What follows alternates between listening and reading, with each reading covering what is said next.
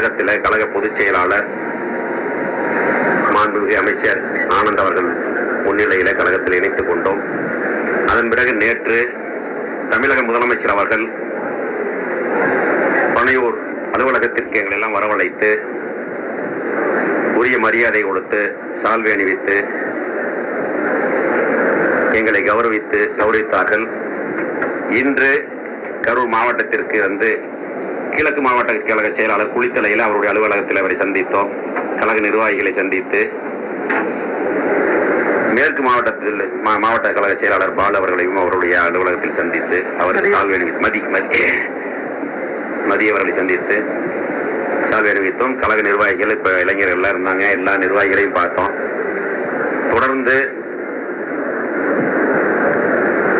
வெற்றி கழகத்தோடு தமிழக வெற்றி கழகத்தோடு இணைந்து மாவட்ட கழக செயலாளர் மற்றும் மற்ற நிர்வாகிகளோடு இணைந்தோடு அனைத்து இந்திய அண்ணா திராவிட முன்னேற்ற கழகத்தில் வந்து இணைந்தவர்களும் சேர்ந்து கழக பணியாற்றி வருகின்ற சட்டமன்ற தேர்தலில் கரூர் இடைத்தேர்தலில் தமிழக வெற்றி கழகம் மிகப்பெரிய மகத்தான வெற்றியை பெறுவதற்கு பாடுபடுவோம் என்று கூறி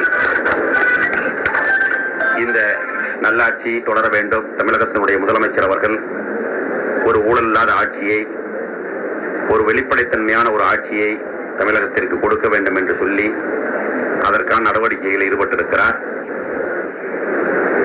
அதன் அடிப்படையில் என்னோடு வந்த நிர்வாகிகளும் இங்கு இருக்கக்கூடிய நிர்வாகிகளும் இணைந்து சிறப்பாக செயல்பட்டு இந்த இயக்கத்தினுடைய வெற்றிக்காக பாடுபடுவோம். 10ஆம் தேதி வர்றதாக சொன்னாங்க. நேற்று அங்கேயே என்கிட்ட மாவட்ட செயலாளருக்கும் பேசின நேற்று இப்பதான் வந்திருக்கிறோம். 10ஆம் தேதி மாண்புமிகு முதலமைச்சர் அவர்கள் கரூர் வருகை தர இருக்கிறார். அதற்கான ஏற்பாடுகளை சிறப்பாக செய்து அந்த பணிகள் மும்முரமாக நடைபெறும். எனக்கு நேற்று அங்கே இருந்தாலும் எனக்கு தெரியல. ஒரு நாளாக 10ஆம் தேதி மட்டும் தான் சொல்லியிருக்காங்க. 10ஆம் தேதி மட்டும் தான் சொல்லியிருக்காங்க. கவர்மெண்ட் ஃபங்க்ஷன் இருக்கு, இது இருக்கிறனால கூடி சீக்கிரமே உங்களுக்கு வந்து அவருடைய டீட்டெயில் கொடுப்பாங்க. இல்ல அதெல்லாம் உங்களுக்கு டீட்டெயில் சொல்லுவாங்க. முடிவு ஆகல, இடம் எல்லா டீட்டெயில்ஸும் 2 நாள்ல சொல்லிடுறேன். அமைச்சரா வரனால கவர்மெண்ட் ஃபங்க்ஷன் இருக்கும், இது இருக்கும். அதனால வந்து முறைப்படி அவங்க கவர்மெண்ட் வந்து அறிவிப்பாங்க உங்களுக்கு எல்லாமே. அதான் சார் எங்களுக்கு இன்னும் அந்த டீட்டெயில் 10ஆம் தேதி வரேன்னு இருக்காரு. வர்றது கன்ஃபார்ம். அதுக்குள்ள ஏற்பாடு நடந்துட்டு சார். மக்கள் சந்திப்பு நிகழ்ச்சி இருக்கு.